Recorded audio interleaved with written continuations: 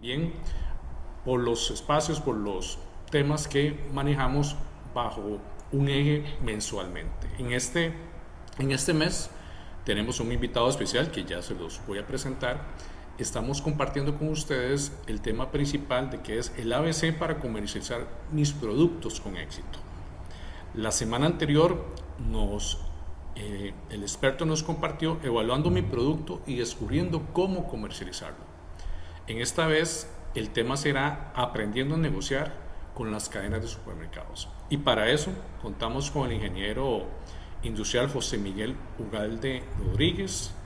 Él es líder del área logística de GS1, a la organización a los cuales agradecemos por brindarnos este espacio, tanto como el experto, en este caso José Miguel, como la experta que nos va a acompañar la próxima semana. Entonces, José Miguel, muchas gracias por acompañarnos en este espacio y adelante, por favor. Muchas gracias, Julio. Muchísimas gracias a todos los que nos están viendo. Realmente, pues, este es como quien dice una continuación, un poquito de lo que estuvimos viendo la semana pasada, pero vamos a ir avanzando específicamente en esos temas y traiga como quien dice dos puntos claves que vamos a ver durante ese pequeño espacio y es entendiendo claramente que nuestro producto, aunque todo el mundo quisiera, poder colocarlo absolutamente en todas las estanterías y demás de los supermercados o de los puntos de venta en general, hay que entender puntualmente que efectivamente nuestro producto cuenta con esas condiciones o con esas características para venir y poder comercializarlo directamente en cualquier góndola de supermercado.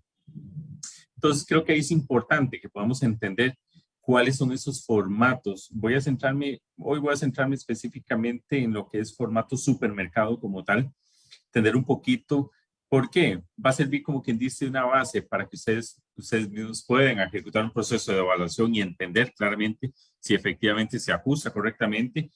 Y vamos a ver algunos aspectos importantes a la hora de poder negociar con una cadena de supermercado y cuáles son algunas consideraciones a tomar en cuenta a la hora de trabajar los procesos de negociación.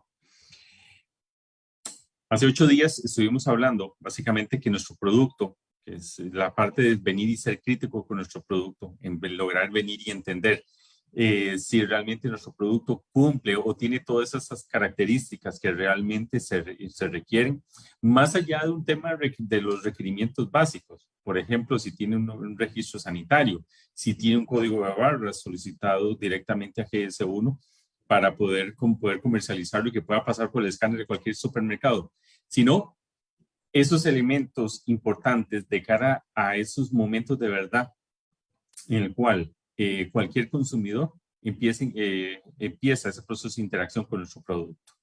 Entonces hay un punto sumamente importante y es que recordemos que no necesariamente todos los productos pueden colocarse absolutamente en cualquier tipo de góndola.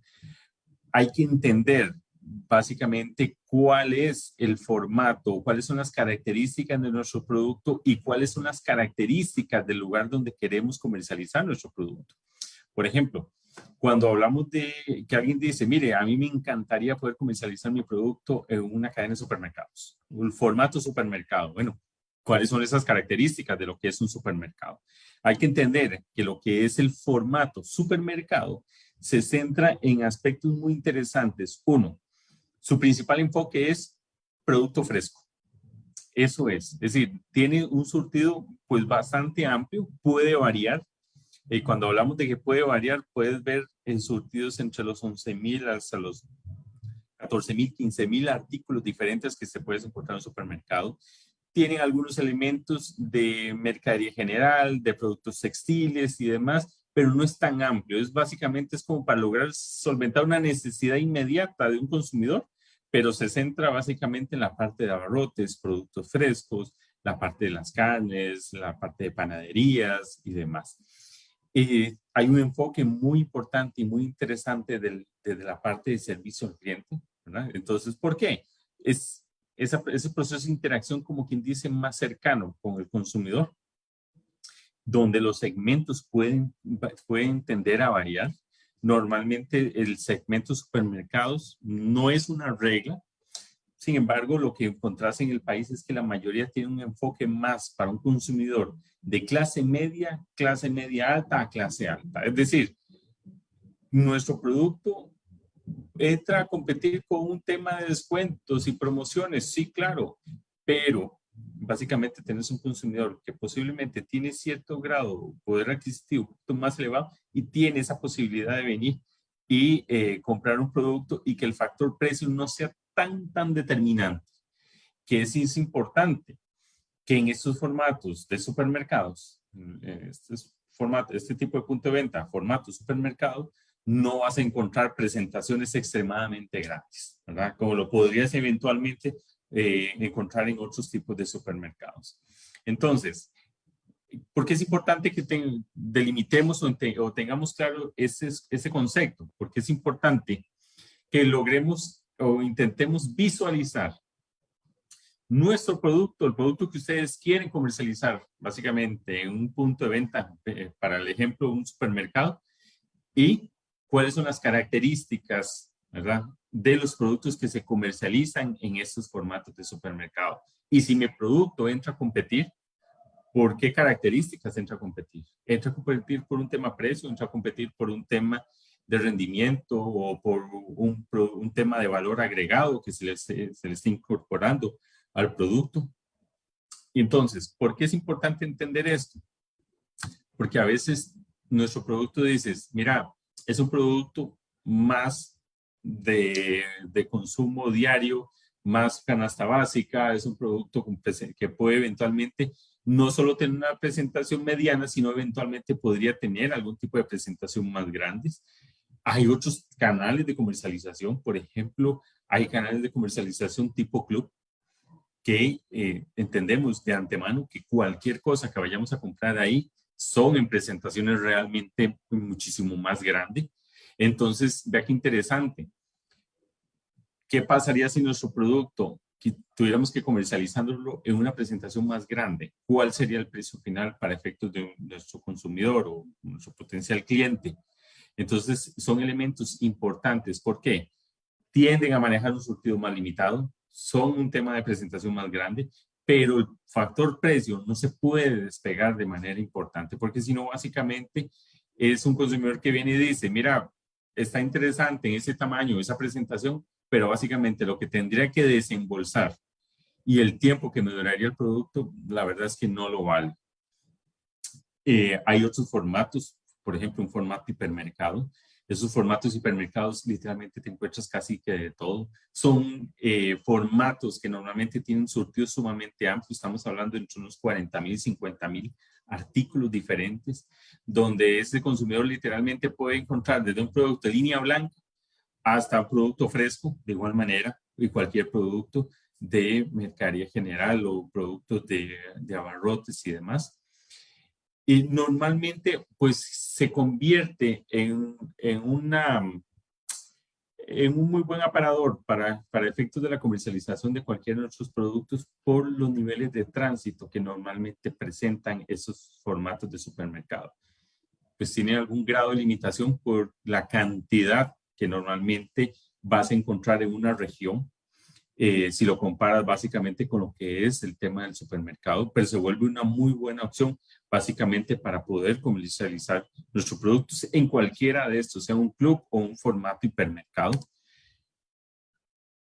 Hay que entender, por ejemplo, otro aspecto importante, y es que muchas veces las presentaciones, recordamos que hace 8 días hablamos un poquito de ese catálogo que tenemos que tener de productos. Y tener un catálogo puede significar desde tener diferentes presentaciones o tamaños para un mismo producto o incluso diferentes fragancias, sabores o diferentes productos dentro de nuestro catálogo que le podemos ofrecer básicamente una cadena de supermercado. Hay otros formatos que es importante tomar en consideración, que son formatos de tipo tienda de conveniencia. ¿Qué te encontrás en un formato tienda de conveniencia? No te vas a encontrar nunca una presentación grande. Lo que te vas a encontrar son cosas como muy básicas, que básicamente quien va a un formato tienda de conveniencia es porque básicamente necesita hacer un proceso de compra de relleno o algo que necesitó comprar rápido porque ya iba para la casa o para que iba para el trabajo. Entonces, ahí te encontrás encontrás un surtido muchísimo más limitado. Y cuando hablamos de más limitado, estamos hablando de que puede ser 3.000, 4.000 referencias en total que te puedes encontrar en un punto de venta de estos. Las presentaciones que encontrás, presentaciones muchísimo más pequeñas. Es decir, normalmente quien va y hacer un proceso de compra en un formato de conveniencia, son procesos de inversión un poquito más pequeñas, son compras más de relleno, ¿verdad? Entonces, y más limitados a la hora de poder venir y definir un surtido en esos formatos. Entonces, es muy importante que entendamos que no, aunque nos encantaría también ver nuestro producto en formato tienda de conveniencia, no necesariamente puede ejecutarse de esa manera debido a la limitación que existe con respecto a los surtidos y la limitación que existe con respecto al tema de presentaciones. Estamos hablando de presentaciones un poquito más pequeñas específicamente o más para esa compra de relleno, esa compra muchísimo más rápida. Ahora, José, digamos, de lo que veníamos en la semana anterior, nos estabas compartiendo también como esos pasos, ¿verdad? Que preliminares a la hora de comenzar a analizar temas de mercado, ¿verdad? De en dónde, temas también sobre el portafolio o los diferentes productos que eventualmente yo podría tener para ir pensando desde un punto de vista, digamos, de la potencial, de las ofertas que yo voy a realizar, digamos, a los diferentes supermercados en este caso, ¿verdad? Ahora, entonces, esto, siguiendo esa línea, por supuesto, es también muy importante por el aspecto de que según además de lo que te estoy entendiendo, ¿verdad? Según ese supermercado, según ese mini super ejemplo, así va a ser, digamos, los requerimientos relacionados con temas de empaques, con temas de cantidad, o inclusive, no sé, creo que eso también lo habíamos comentado la semana anterior, incluso también para efectos, bueno, cuál es el espacio o dónde va a ocupar, en el caso de la góndola y el sitio donde yo voy a poner ese producto a disposición de la gente. Correcto, ve qué interesante eso que mencionas. No podemos perder el tema en la perspectiva de que cualquier retailer, indiferentemente de cuál sea su enfoque y demás, el tema de las presentaciones es muy, muy, muy importante.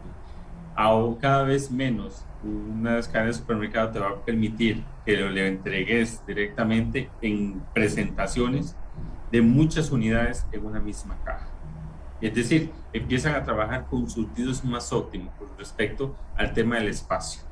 El tema del espacio y la cantidad de días de inventario se vuelve un tema sumamente crítico y que es sumamente controlado por los mismos retailers.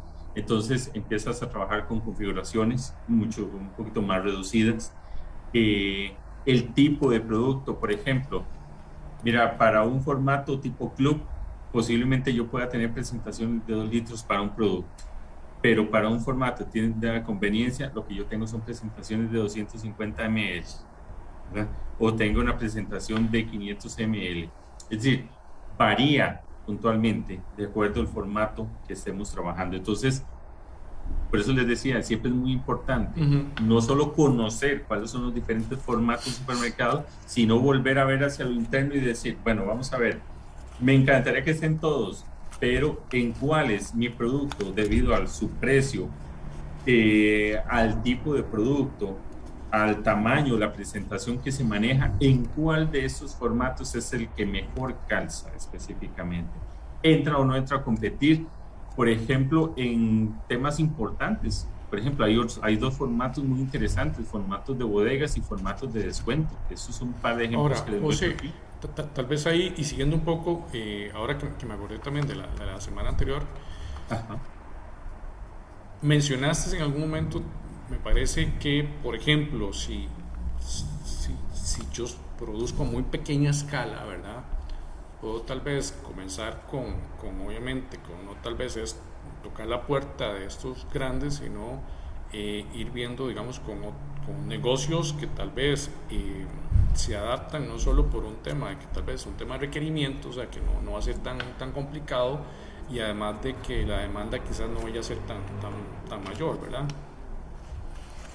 Sí, vamos a ver, qué interesante eso que mencionas. Muchas veces cuando empezamos a ver específicamente dónde puede calzar nuestro producto, nos enfrentamos a una pregunta o a una autoevaluación es, si mañana un retailer me dice, sí, voy a comprar tu producto para poder colocarlo en las góndolas de nuestros puntos de venta, tenemos la capacidad para poder abastecer a esa cadena de supermercados, ese formato, que también eso se vuelve una pregunta sumamente importante y ese proceso de evaluación de empezar a medir cuáles son nuestras capacidades, ¿verdad? Recordemos que al final cualquier proceso productivo va a significar un proceso de inversión y ese primer apalancamiento muchas veces hay pymes que vienen y dicen, no, mire, yo no lo tengo, no puedo empezar tan fuerte porque no tengo esa capacidad.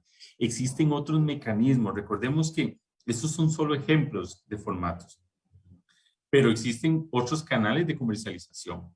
Estamos, por ejemplo, hablando están los famosos marketplaces, ¿verdad? Que no es otra cosa más que esas tiendas en línea donde eventualmente yo puedo comercializar mi producto. Los volúmenes no necesariamente van a ser a tan alto volumen, entonces me permite a mí, como quien dice, ir preparando, me voy ejercitando. Eso es como quien dice, antes de correr una maratón, primero empiezo a tener la capacidad para poder correr 5 kilómetros, después 10 kilómetros. Existen otros formatos muy interesantes de canales de comercialización, los muestro aquí, hay un montón, que son los que se conocen como los famosos distribuidores.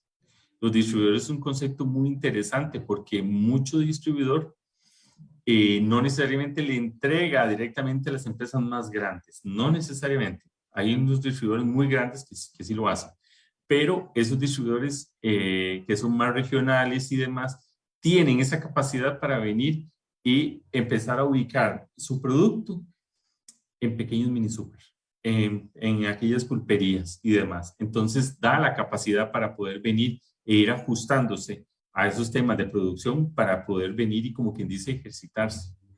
Y no solo eso, sino también permite medir un tema muy importante, que es lograr entender cuál es el nivel de aceptación que está teniendo básicamente el consumidor con ese producto que estamos colocando en el mercado. Y empezamos a analizar y entender si realmente ese producto realmente empezamos a ver o a identificar un tema de estacionalidad muy propia del producto, es decir, entender en qué época del año es donde más se vende y en qué épocas del año es donde menos se va a vender el producto. Empezar a entender un poquito cuando empezamos a investigar un poco más a fondo quién está comprando mi producto. Realmente yo estuve apostando específicamente a un rango de edades en una zona geográfica en específico, pero bueno, posiblemente no se amplió a un espectro más amplio en temas de edades. Entonces, que me permita a mí venir y decir, bueno, empiezo a hacer ajustes para que realmente pueda tener un mayor nivel de aceptación o no de mi producto, que eso es un elemento sumamente importante. Hay que entender que básicamente cuando nosotros decidimos querer ingresar a comercializar un producto, normalmente te vas a topar con elementos muy importantes. No solo en lograr describir tu producto, ¿verdad? Y cuál es ese valor agregado y cuáles son esas características diferenciadoras, sino te vas a encontrar que en ciertos retailers muchísimo más maduros ya empiezas a decir, bueno, ¿qué pasa con la parte de descuentos? ¿Cómo vamos a trabajar la parte de los procesos de negociación? Entonces, en esos esquemas de negociación, hay como quien dice algunas reglas sumamente básicas. Cuando usted empieza a trabajar un proceso de negociación, usted tiene que entender claramente que cualquier retailer, indiferentemente el formato, el segmento o hacia qué tipo de productos se estén comercializando, le van a decir a ustedes, ok, perfecto, este es el producto que me estás ofreciendo, me interesa, veo un potencial, veo un producto diferenciador, veo elementos que realmente me llaman la atención. Pero la primera regla de oro es que es preferible que ya nuestro producto tenga algún grado de madurez de estar en el mercado. ¿Por qué? porque es interesante y realmente genera muchísimo valor poder venir y sentarse con un retailer un poco más grande y venir y decirle, mi producto tiene tanto tiempo de estar en el mercado, este es el crecimiento de la marca en los últimos meses o en los últimos años, ¿verdad? Entonces, que finalmente a quien tienes al frente en ese proceso de negociación logra entender claramente que pues no estás improvisando, no estás como quien dice especulando, sino que ya tienes datos que logras básicamente respaldar y decir, sí, el producto funciona, el producto realmente tiene una muy buena aceptación y este es el crecimiento que ha tenido. Es importante tener claro que normalmente los retailers piden un descuento y ese descuento básicamente hay varios tipos de descuento. Hay unos descuentos por centralización. ¿Qué significa eso? Le dicen, en lugar de que usted vaya a entregar a cada punto de venta, vaya a entregar a un único lugar, que puede ser un centro de distribución, que lo vamos a ver un poquito más adelante. Pero bueno, eso es una ventaja enorme. Ya no ir a 20, a 30, a 40, a 200 puntos de venta, a 250 puntos de venta, sino ir únicamente a un punto de venta. Perdón, a un único lugar, que sería un solo centro de distribución. Obviamente eso tiene un costo para la cadena. Poder almacenar, hacer todo el manejo y control del inventario y el proceso de aliso para despacho a los puntos de venta. Entonces, la misma cadena de supermercados normalmente tiene una política, viene y dice, bueno, es tanto por ciento de descuento por centralización. Normalmente te van a pedir algún porcentaje de descuento introductorio. ¿Qué significa? Que ese descuento se le traslada al consumidor, ¿verdad? Y ese traslado al consumidor básicamente lo que le permite es que su producto de entrada entre con un precio un poco más bajo para efectos del consumidor, que lo vean como un beneficio, el consumidor vea como un beneficio para empezar a consumir ese producto. Y hay otros, por ejemplo, otros tipos de descuentos que normalmente se tienden a negociar. Y cuando hablamos de esos otros descuentos, estamos hablando de algún tipo de descuento fijo, estamos hablando de algún tipo de descuento por no devolución o algún esquema de dinámicas comerciales que normalmente vienen y se trabajan. Es importante recordar que quien normalmente tenemos al frente, que es un administrador de categorías o un comprador, como quieran llamarle, miren, es una persona como cualquier otra que básicamente está ejecutando su trabajo y que tiene un interés muy importante. Uno es que las categorías sobre las cuales él tiene que trabajar crezcan, realmente pueda generar un surtido óptimo de productos que le puedan ofrecer al consumidor final, pero también es importante entender que al frente te topas con un buen negociador. Sí, José, Negociador, y al final, y todo eso es un tema de estira y encoge relacionado con el proceso de negociación. Pero me gustó mucho eso, lo que ahora cuando te hice la consulta que comentaste sobre esos ejemplos o esas formas en que eventualmente se podría llegar, ¿verdad? okay. Los aspectos que se deben tomar en cuenta. Porque ahora, digamos, todas estas recomendaciones van muy ligadas a un aspecto prácticamente de las habilidades para poder negociar y especialmente poder negociar desde la perspectiva del conocimiento de mi producto, ¿verdad? Como ahora lo señalabas y que eso también para tomar en cuenta. Bueno, ok, por ejemplo, ya ha estado tanto tiempo, esto es el nivel de ventas que ha tenido en estos otros cadenas o en estos otros lugares o en este otro supermercado, por decirlo de alguna manera. Correcto, eso es sumamente importante. No hay nadie que tenga un mejor conocimiento del producto que usted mismo. Ujú. Ahora, ¿qué tienes al frente? Al frente tienes una persona que tiene claro cuál es la necesidad que tiene su empresa o para la empresa que está laborando con respecto a los productos que necesita ir incluyendo dentro del surtido para poder ofrecerle a los consumidores. Y hay un tema importante, miren, eh, saber escuchar es sumamente importante, porque a veces estamos muy bien preparados para venir y presentar nuestro producto, pero a veces no estamos tan bien preparados para escuchar una argumentación o para escuchar realmente qué es lo que el comprador o ese administrador de categorías o la persona con la que están negociando realmente está buscando, ¿verdad? Entonces es importante ese proceso de escucha activa, entender claramente que cualquier retail no quiere solamente a un proveedor que vine y le dije, sí, le voy a registrar ese producto para que se venda en mis puntos de venta y después desapareció.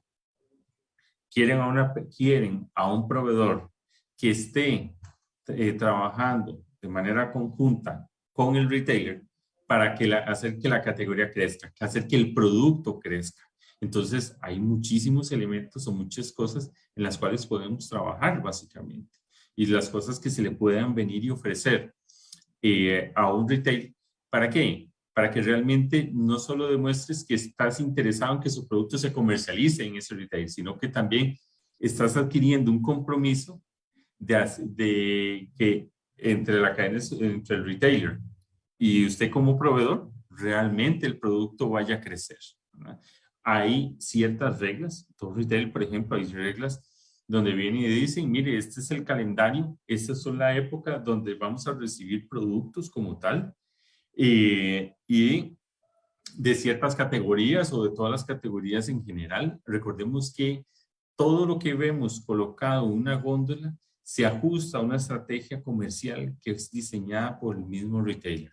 Es decir, no es un tema al azar.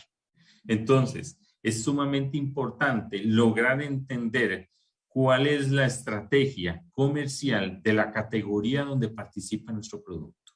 Cuando nosotros logramos entender claramente cuál es esa estrategia, logramos evaluar si realmente nuestro producto realmente está aportándole o no le está aportando a la categoría como tal para crecer o para venir a transformarse en eso que está buscando desde la estrategia el mismo retail.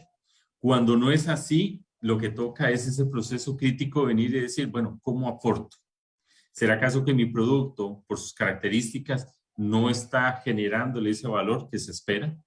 ¿Qué modificaciones, de qué transformaciones o qué cambios en presentaciones y demás, o en precios o en dinámicas comerciales, en descuentos y demás, podría venir y aportar para hacer que la categoría crezca? Entonces, ya que hay un tema más de proactividad.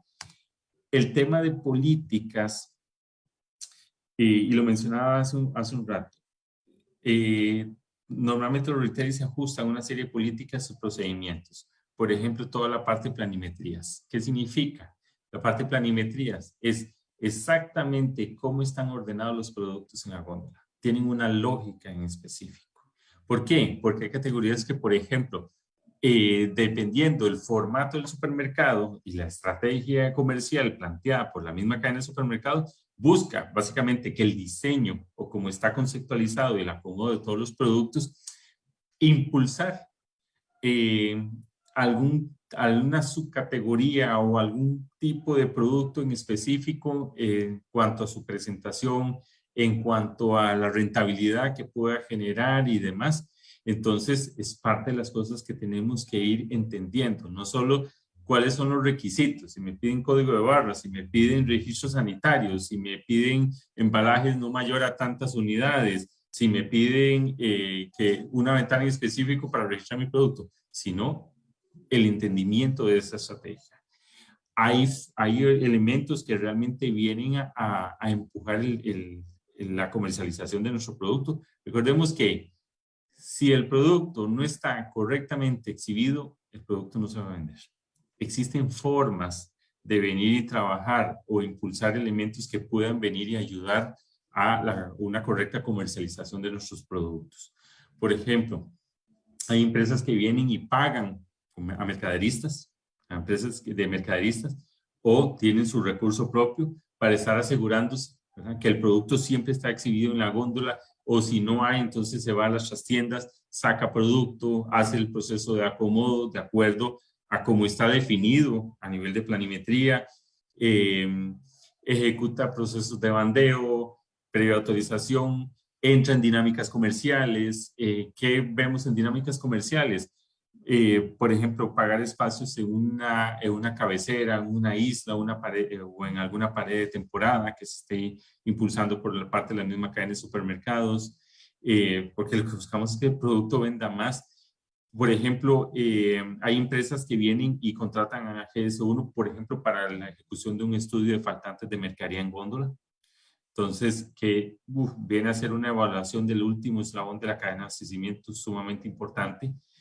Lograr entender que el producto por sí solo y solo con el esfuerzo de la cadena no se va a vender lo que debe de venderse. Requeremos realmente un apoyo o requiere un apoyo también por parte del mismo proveedor, ¿verdad? Entonces, que es importante entender cuáles son todos esos elementos o características que se puedan estar presentando.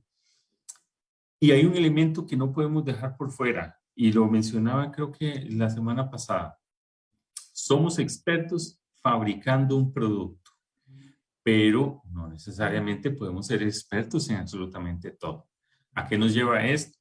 Que tenemos que entender que existen diferentes modelos de abastecimiento.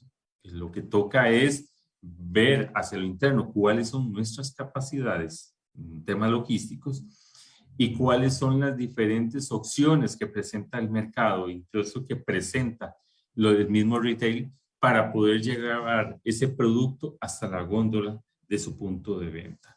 Entonces, hay diferentes elementos. Por ejemplo, están lo que son las entregas directas a centros de distribución. Esas entregas a centro de distribución puede irse, o sea, centralización con almacenamiento o modelo de cross-docking. ¿Qué significa esto? ¿Qué es una centralización con almacenamiento? Significa que ese retailer, cuando te va a hacer un pedido, te hace un único pedido, sea 1 o 2 veces a la semana o cada 15 días, y usted va, en lugar de ir a entregar a cada punto de venta, lo que va a hacer ir a entregar específicamente a un único punto de venta. Perdón, a un único lugar, que sería en este caso un centro de distribución. Pero lo que vas a entregar no es básicamente para lo que se requiere en la semana, ¿verdad? Hasta que usted vuelva a entregar, sino que tiene un poco de inventario adicional que le permite tener un inventario de seguridad. ¿Qué es lo que permite esto? Que ya los puntos de venta de ese retail no le piden a usted como proveedor, le van a pedir al centro de distribución. Tiene ventajas enormes, claro. En lugar de hacer 30, 50, 200 facturas, solo haces una factura, solo haces una entrega. Esos costos de centralización, obviamente, pueden variar de acuerdo a al retailer y cuánto cobre específicamente. Algunos se lo aplican, usted tiene que aplicar el descuento directo en la misma factura. Otros hay que venir ellos te van a solicitar que le hagas una nota de crédito, ¿verdad? O ellos van a aplicar una nota de débito. En otros casos, ellos lo que dicen es, no, mira, su producto todavía no rota tanto, no tiene un altísimo volumen de demanda, pero estoy claro, y eso lo vimos en los procesos de negociación, que todavía no tiene la capacidad para poder llegar absolutamente en todos nuestros puntos de venta. Entonces, juguemos con la figura de cross-docking o cruce de andenes. ¿Cómo funciona esto? Básicamente, lo que usted está entregando es lo que los puntos de venta ocupan para poder mantenerse hasta la próxima entrega suya. Pero en lugar de ir a cada punto de venta, vas al centro de distribución, entregas el pedido separado por punto de venta con su respectiva factura, y lo que hace el centro de distribución es que inmediatamente lo carga en sus camiones para que se vaya con el resto de la mercadería que está despachando de productos que ya tenían con un inventario permanente. Entonces, eso significa también un descuento, eso es otra opción, pero ellos cobran también un descuento. Es más bajo, sí, es más barato, y facilita enormemente la capacidad para poder abastecer los diferentes puntos de venta de un retailing específico sin la necesidad de tener que ir puerta por puerta. Hay otras empresas ya muy grandes que vienen y dicen, tenemos toda una estructura de distribución súper bien montada, entonces no ocupamos básicamente necesariamente ir por centro de distribución. Eventualmente puedo entregarte 2 o 3 veces a la semana a todos tus puntos de venta. y es simplemente en la ruta va uno más. Bueno, hay quien si tiene la posibilidad o hay quien tenga la posibilidad, eso se convierte en una opción. O hay empresas que dicen, no me salen los números pagando el descuento por centralización.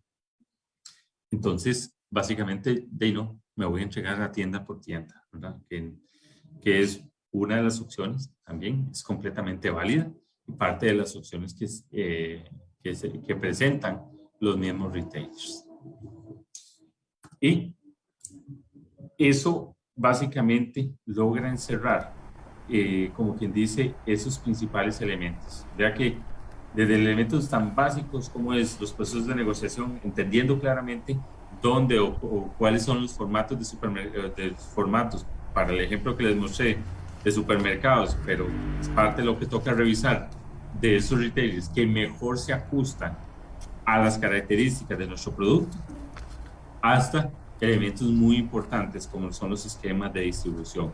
Y lo mencioné hace un rato, no necesariamente somos expertos en todo y perfectamente podemos echar mano de socios comerciales en esos temas. Existen empresas que se dedican a brindar todo el servicio de distribución. Hay empresas que son distribuidoras como tal. Entonces, toca venir y revisar un poquito cuál es esta carta o esas menú de ofertas que nos brinda el mercado para poder venir y comercializar nuestro producto. Lograr llegar a la mayor cantidad de lugares es lo que se ha convertido en la clave del éxito para mucho proveedor que hoy por hoy lo vemos sumamente grande, ¿verdad? Que es su capacidad logística, que se convierte en un elemento clave para poder comercializar sus productos. Gracias, José. Y bueno, en este camino, ¿verdad? Que la semana anterior era la parte más relacionada con el producto o los productos, ¿verdad? Que tiene la empresa o emprendimiento, ¿verdad? ¿Cuáles son esos productos? Y especialmente pensando desde un punto de vista de la posible estrategia que yo puedo plantear para esta parte de lo que estabas compartiendo hoy. La semana pasada vimos temas de mercado, de capacidades también, por ejemplo. También nos compartiste los relacionados con empaque, ¿verdad? Y ahora entonces es cuando comenzamos a entender que es un aspecto de negociación, ¿verdad? Como bien lo señalabas, y que también, o sea, además, hay aspectos que van a tener que ver con, ok, bueno, ¿cuál es mi capacidad? Y en función de esa capacidad voy a empezar, digamos, desde lo más pequeño, si se puede decir, digamos, hasta ir abarcando ya y teniendo un historial, como muy bien también nos lo compartiste. Bueno, José, y a GS1, muchas gracias por este espacio. Invitarles también para esta próxima semana, donde después de esta introducción a toda la parte de cómo comercializar los productos con éxito, por parte de expertos, ciertamente a través de GS1 con amplia experiencia en toda esta parte de logística, vamos a ya comenzar a ver todo lo que tiene que ver con el código de barras. Entonces vamos a conocer sobre, bueno, qué es el código de barras, cuáles son los elementos que debo tomar yo en cuenta y a través de qué medios, de qué formas puedo adquirirlo. José, muchas gracias, reiterarte el agradecimiento y nos vemos, Dios mediante, la próxima semana con un espacio más de Día Expertos. Feliz noche a todos y todas, bendiciones. Muchas gracias, Julio. Buenas noches a todos.